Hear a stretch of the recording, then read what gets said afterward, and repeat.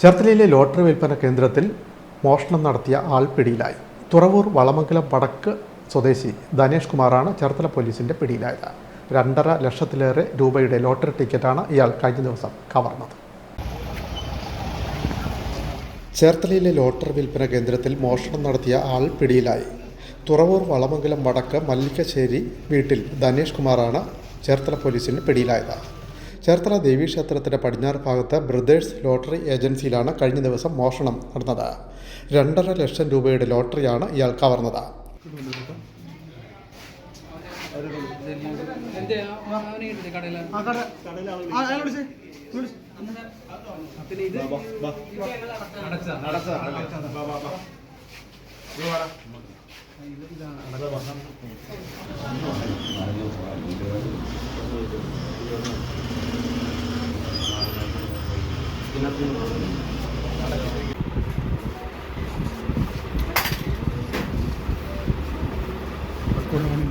Cherthala police നടത്തിയ അന്വേഷണത്തിലാണ് പ്രതി വലയിലായത്.